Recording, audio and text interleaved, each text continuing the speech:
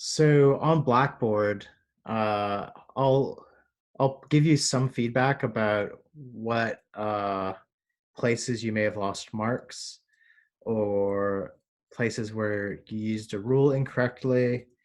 One of the most common problems, I think, was just not understanding the rules of inference. It didn't seem to be a strategic problem. It seemed like people had a sense of what they wanted to do with the rules of inference, but uh, just didn't have an exact idea of how to apply the rules, maybe, or uh, or how the rules justified certain lines being written down. Okay, so that is something I'm going to try and help you guys with today. Besides that, today I also wanted to talk more about negation introduction and sort of its roots in philosophy. Why we even talk, why it's like got this mystical status, uh, and yeah, do something that's not just doing derivations over and over again, because that's all we've been doing for the last week and a half, which is, I think, can be fun, but we might need a break from that, right? All right. Uh, yeah. Besides that, besides those things I wanted to do today, if you guys have any questions or trouble with this homework, please bring it up. Bring it up in class, or say something now. And we can we can warm ourselves up by looking at one of these homework questions, maybe.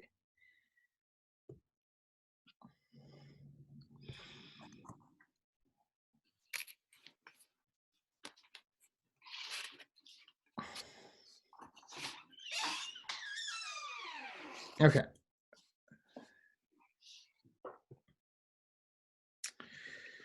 So, negation introduction. It goes by other words in the history of philosophy.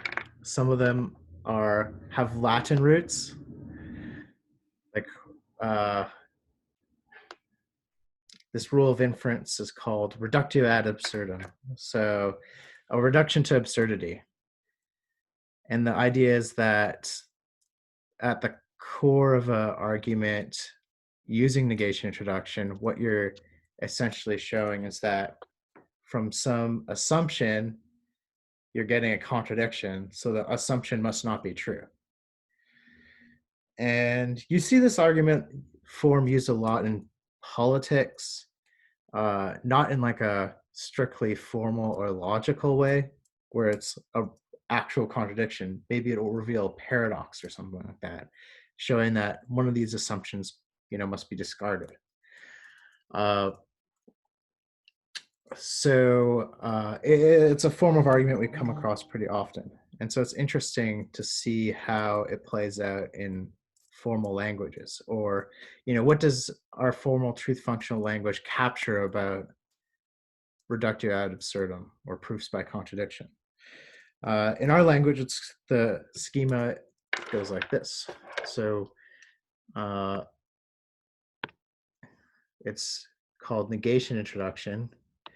And the reason we call it negation introduction is in our logic course, we're trying to teach you guys, or just exemplify, how much derivations are just a matter of manipulating symbols, right?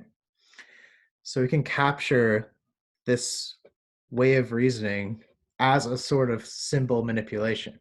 Like, what sort of things could justify the introducing of a negation symbol into a derivation? And so this is the sort of thing where we assume P, get some contradiction, and then allows us to introduce not P with my terrible negation symbol. Okay. Well, let me show you guys maybe a more informal version of this way of reasoning. So I've gotten written down here a really famous philosophical argument. So if any of you guys have taken an introductory philosophy course, there's a good chance you've come across Zeno's paradox, or even if you've not, it's something that's sort of discussed like informally as just like, oh, you know, if the world is like this, then it results in these paradoxes about motion. Okay, and it goes sort of like this. So we have Achilles, who's the fastest runner in antiquity, in ancient times, and he's racing to catch a tortoise that is slowly crawling away from him. All right, the situation is that Achilles gives the tortoise a head start, so like maybe 50 yards or something like that. We assume that Achilles will catch the tortoise because Achilles is faster than the tortoise. Even though the tortoise has a head start, Achilles will eventually reach and pass the tortoise, right? Both are moving along a linear path at constant speeds. So Achilles isn't accelerating, he's going consistently faster than the tortoise. However, with this assumption, in order to catch the tortoise, Achilles will have to reach the place where the tortoise presently is, so the starting position of the tortoise. But by the time Achilles gets there, the tortoise has crawled to a new location. Achilles will then have to reach this new location. By the time Achilles reaches that location, the tortoise will move to yet another location, and so on forever. The contradiction here is that Achilles will reach the present location of the tortoise, and Achilles will never reach the tortoise's present location. Therefore, Zeno concludes that Achilles will never catch the tortoise. And according to Zeno, this argument shows that anyone who believes that Achilles will succeed in catching the tortoise and believes more generally that motion is physically possible is the victim of an illusion. And this is a position that is also supported by Parmenides, the famous metaphysician, who believed that change was not possible, or change is an illusion. And this is one of the arguments Zeno makes up to support that theory. All right, so the pattern of inference here is that if we assume that motion is possible, then it leads to paradoxes. So motion must not be possible. All right, who here is convinced by this argument? No? Everyone here thinks that that Achilles will catch the tortoise in this scenario, right? I mean, we've all caught things slower than us before, right? We've experienced that happening. So how does this argument doesn't square with our experiences, right? Yeah. So either we have to reject what we're experiencing as something that's not actually happening, or there's something wrong with this argument. All right. Well, we can think of our adding introduction or negation introduction into truth functional logic as a way for us to describe arguments like this, or the validity of arguments like this.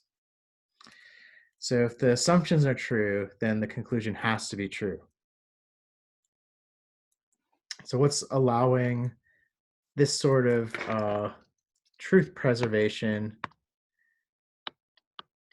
from the top part to the bottom?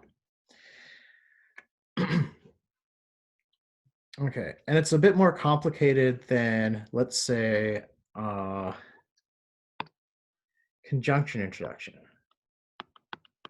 So conjunction introduction, as a rule of inference, says that once we have two separate things in a derivation, we can add a conjunction between them. So there's truth preservation from the top to bottom. If the first two lines are true, then the last line has to be true. And if we look at the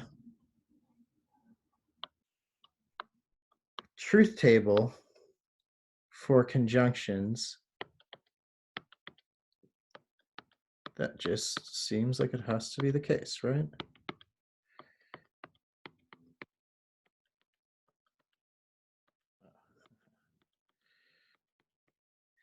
All right. So if we have P assumed to be true and Q assumed to be true, then P and Q have to be true, right? So this rule of inference preserves truth. But negation introduction is sort of weird. It's not like these other rules of inference. There's not really a semantic way to put it.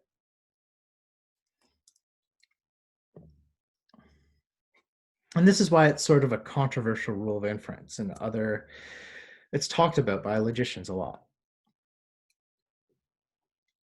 All right. I just thought that was an interesting thing to bring up about this rule that we're using, that it's meant to represent a unique sort of pattern of arguing that we find, convincing too. Okay, so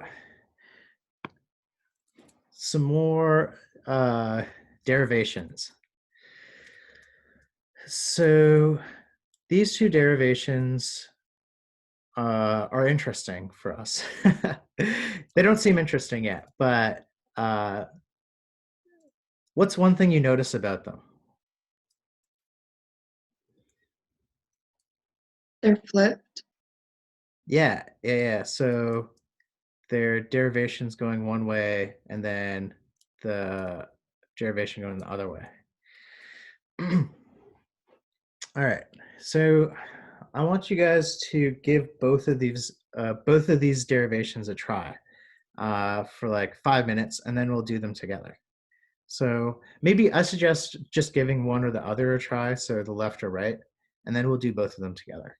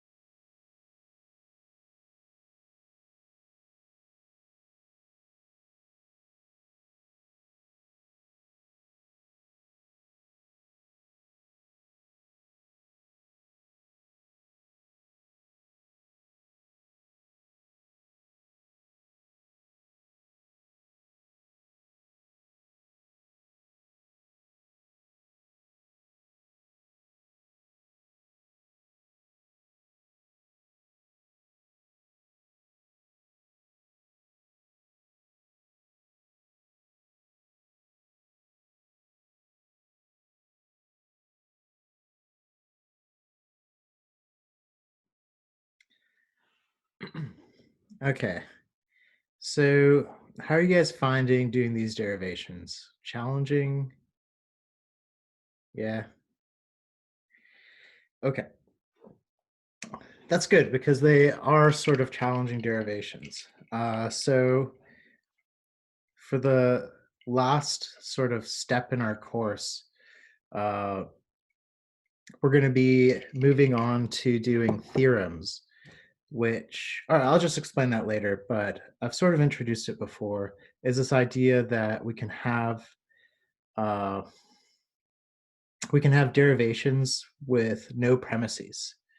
And so all you do is use assumption rules, and they require several assumption rules to finish.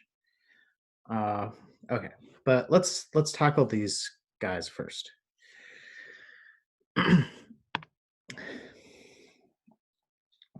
So the first thing to notice about uh, this derivation is that we've got uh, two atomics and the same atomics in the conclusion, just negated.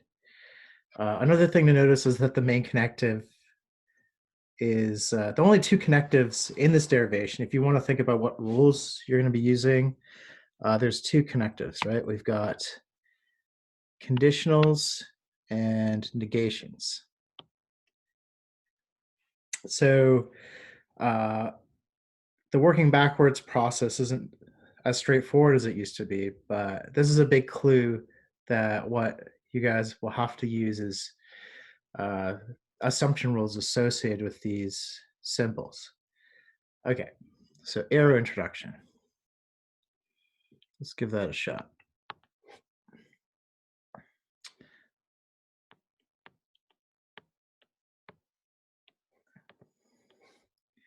And so I'm going to do this in a way that illustrates how this thinking goes. So in this derivation, the schema works out so that if we're going to use negation introduction as the last rule, it would look like this. So we got negation GB, conditional negation FA.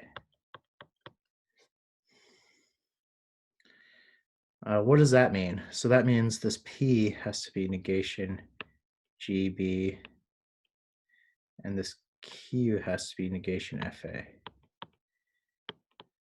right? So if we take that and superimpose it onto our derivation here, this is what we want. This is what we get.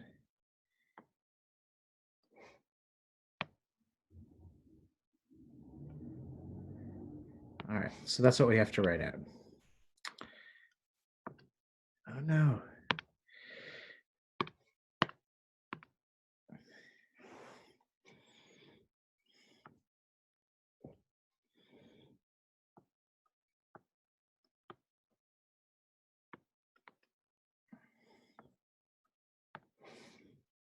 So that's how the reasoning should be going for you guys when you're thinking about how to use these rules of inference. So your brain is sort of taking those schemas, filling in the P's and Q's based off of thinking backwards, right? We're thinking about what we want, and that fills in the P's and Q's so that we know what to write in our derivation. Does that make sense? Okay, cool.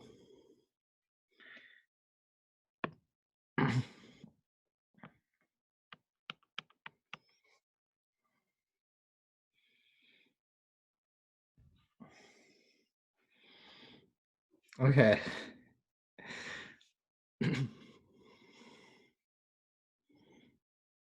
So now that we've got that filled out, this simplifies things, right?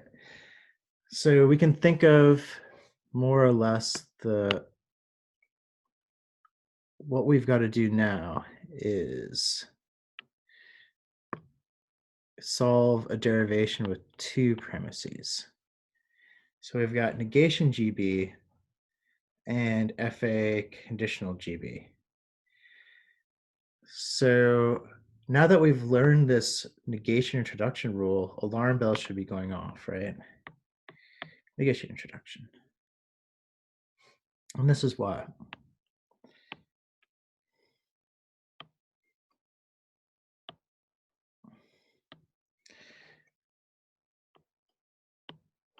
Okay. Oop, in chat. Negation FA is not assumed. So that's just what our goal is right now.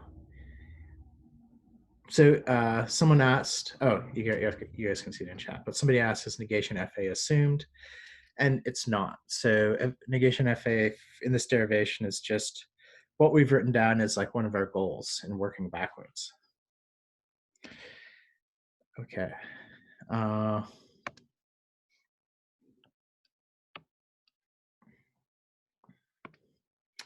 So I'll show you guys why working backwards is difficult with negation introduction right away here.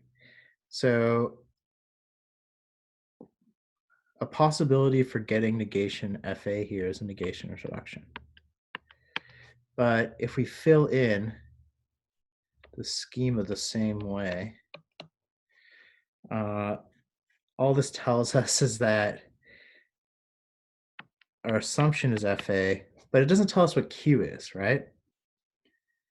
So that's the big failing of working backwards completely for negation introduction.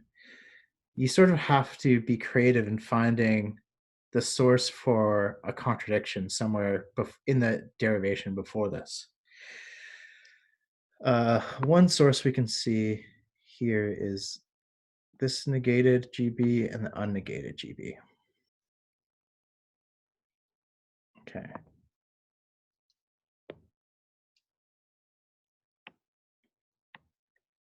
And a lot of times you'll be guessing at, until you get really good at this, it's going to be a lot of guessing at what the contradiction is going to be and then trying to apply it. Oh, no.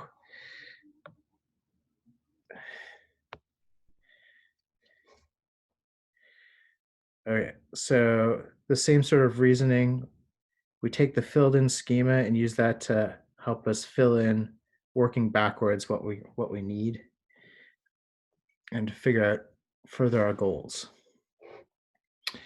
Okay, so this means another assumption line with another assumption FA.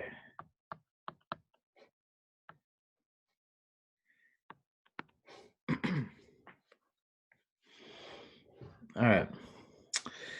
And the contradiction we're going to go for is GB, negation GB.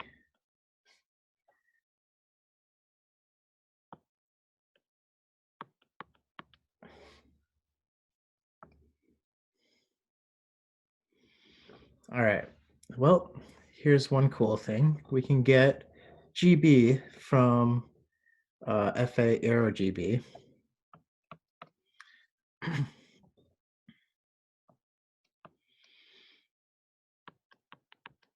From arrow elimination.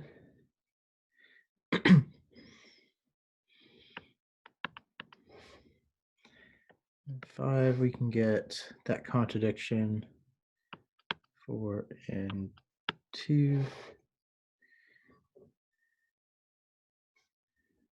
And then line 6, we finish our derivation. So we just have to fill everything out now.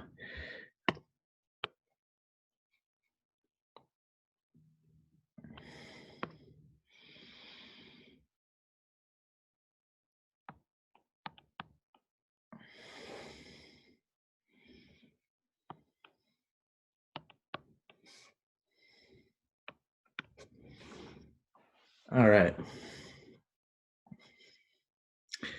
So any questions about this derivation?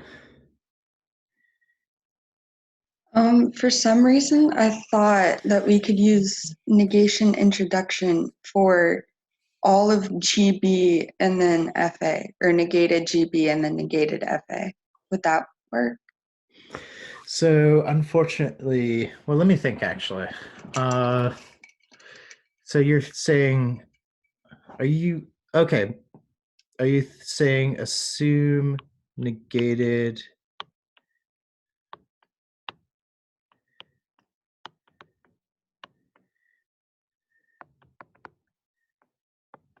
So assume something like that? No, like assume GB, not negated, GB, and then FA, Oh, and okay. then try and introduce a negation to the whole well-formed formula. Yeah. So the problem there is that that would violate this uh, rule for doing derivations that the rules of inference only work on the main connective. So the main connective for this guy is that arrow. If it was something like this, uh,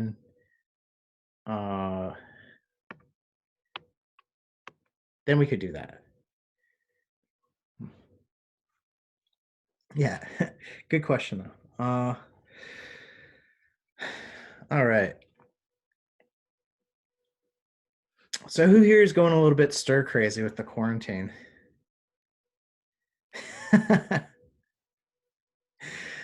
Yeah, it really sucks. I have a question about line 5. Does that say conjunction introduction line? What's that first number? What and 2? Oh, 4 and 2. 4 and 2? Yeah, yeah, yeah. Okay. Okay, thank you.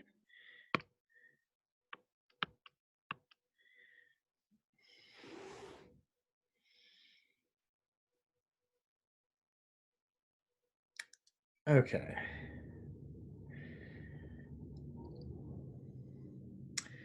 So now we're going to do the opposite derivation. I mean opposite, but the complementary derivation. So the derivation going the other way. This is pretty exciting. It doesn't work for all derivations, but for this one it does. And I'll explain why in a couple of minutes. All right. So here it's a little bit more straightforward starting off because just, uncontroversially, we've got the main connective is a conditional. So we can write down that schema of conditional introduction.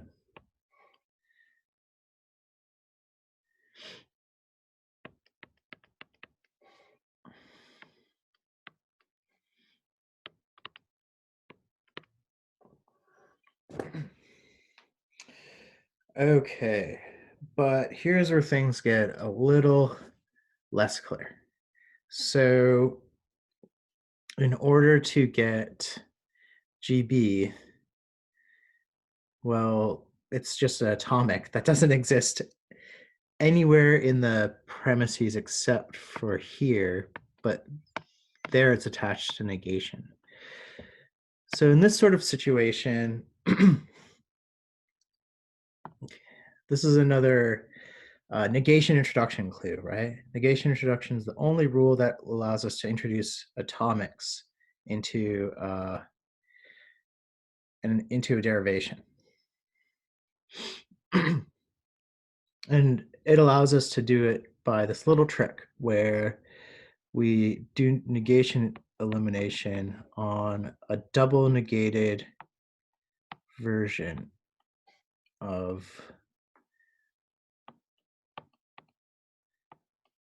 okay. I keep thinking I'm getting better at this, but then I write something like that line.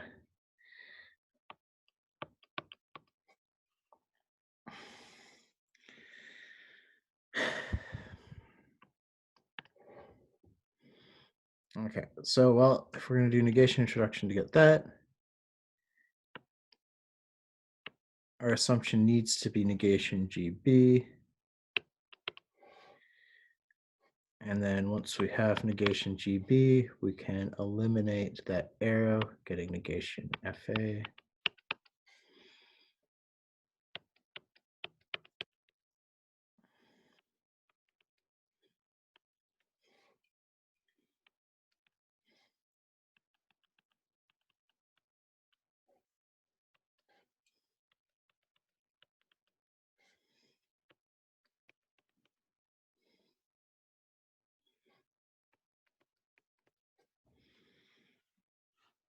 All right. Um,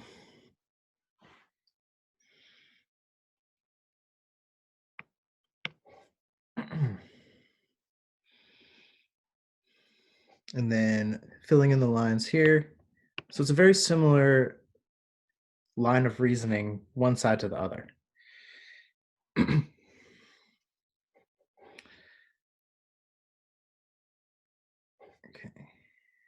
3 to 5. Oh, geez.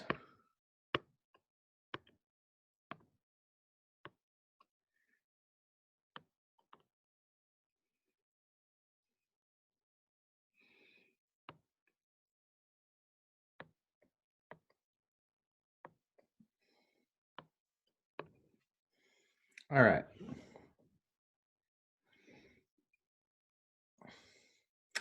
So any questions about this derivation?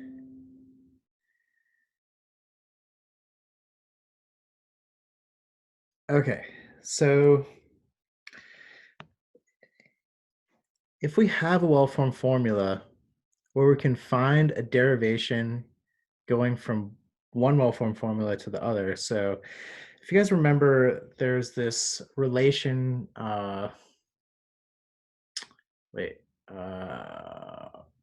not implication. It's on the tip of my tongue. Well, basically where one well-formed formula implies the other. So we've got the premise here implying the conclusion, meaning that when FA conditional GB is true, then negation GB conditional negation FA has to be true. And then it goes the other way. That is an instance of logical equivalence. So the fact that these two well-formed formulas is logically equivalent is another thing we can prove. So here is something we have, what we call a theorem. So theorems in truth functional logic are derivations without any premises. So it's an empty set. Nothing in there. Oh, wait.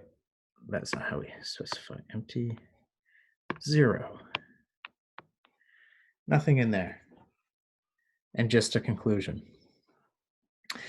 So if you think about it, a logically true conclusion can never be invalid, right? It's an argument that can never be invalid if you have a conclusion that's logically true.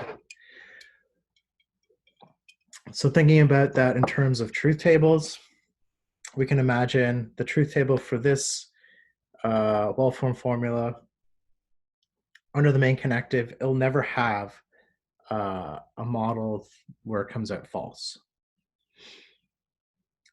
And if we do that truth table for evaluating validity, since our definition of validity through truth tables requires counterexamples, we can never find a counterexample to validity.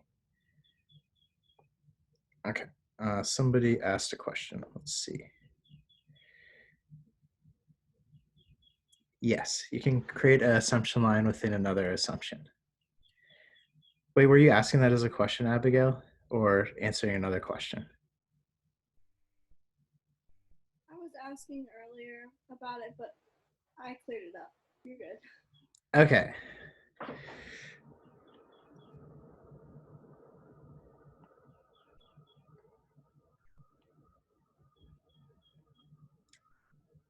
So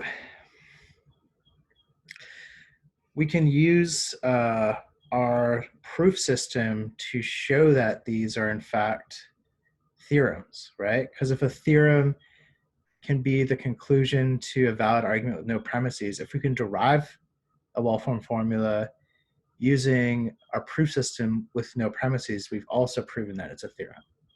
Does that make sense to you guys? Okay. So here we've got a theorem. because it's an argument with just a conclusion. And this is so we have to figure out how to do this as a derivation now. And the only way to do theorems is working backwards, because that's all you have. All you have is a conclusion. So if you remember, the rule for biconditional introduction is having this setup. So we've got to have a conditional going one way,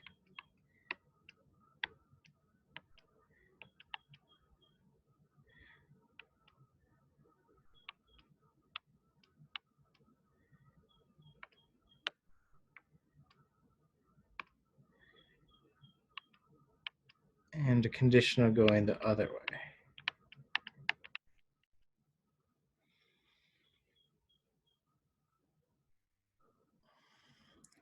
All right, and the conditional going the other way is going to be down here, just for space reasons.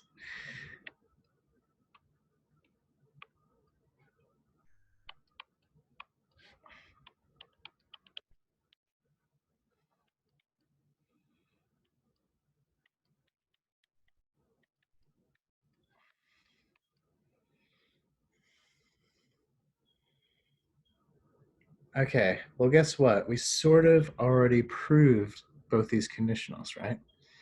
So if we just take these derivations we did, uh,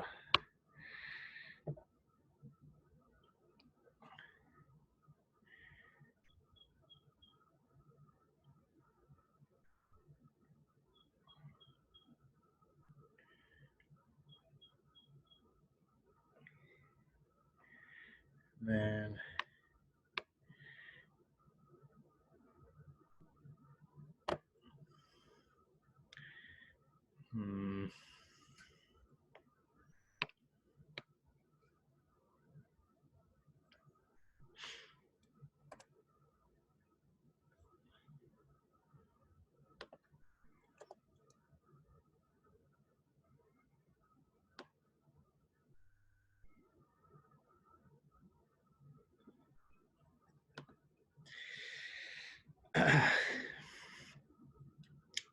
so I'm not going to completely fill this out, but I'm just going to change some things around so it actually makes sense with our proof system.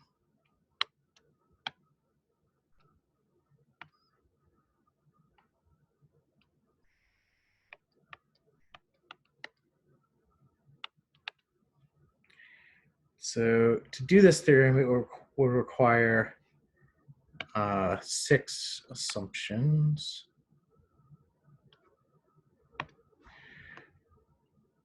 And now we're sort of approaching the most difficult that derivations can get for you guys. So 6 assumption derivations probably the most difficult I'll ask you guys to ever possibly do.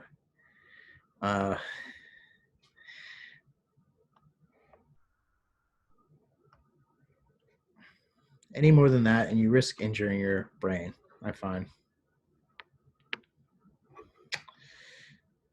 Okay, so ignore the citation lines, basically. So it's sort of cool. This is showing how when you have a complex derivation with assumptions, it's basically like doing a bunch of smaller derivations within a derivation, right? What we have here is the combination of 2 derivations we just did inside a larger derivation to get this biconditional out of what we've sort of just proven.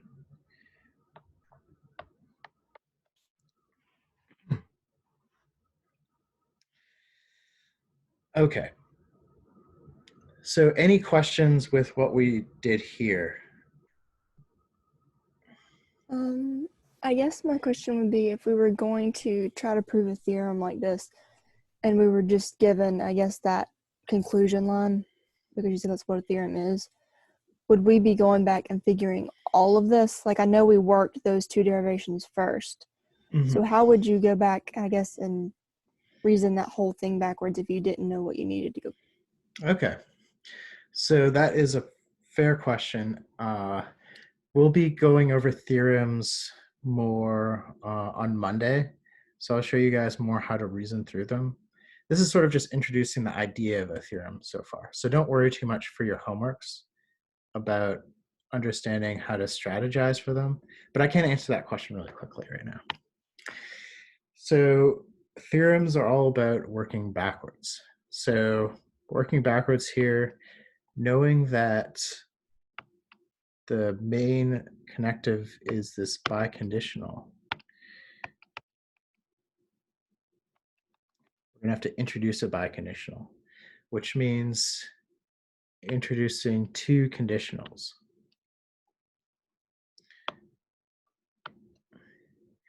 All right, and then strategizing for this is sort of treating it like we treated the two derivations before this. So just solving two derivations and then gluing them together, basically. Okay, question in chat. Is there an SI session for tonight, Thomas, or is it tomorrow?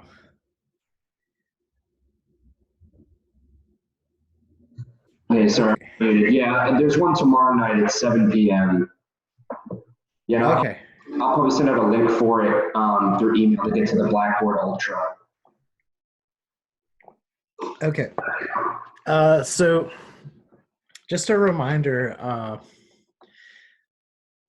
that for the homework, you guys really want to try some of these questions out before Thomas's SI session and also the class on Friday. So Friday classes, I'm going to be using to go over whatever you guys need help with on the homework. So it's a great time to come in with like questions about what you're not understanding or what you're struggling with in the homework. Yeah, so it's more, instead of like this class, I'm coming in with an idea of what I want to cover. Friday classes are going to be responding to what you guys are struggling with, basically. Okay. All right. If there's no more questions, I'll see you guys on Friday.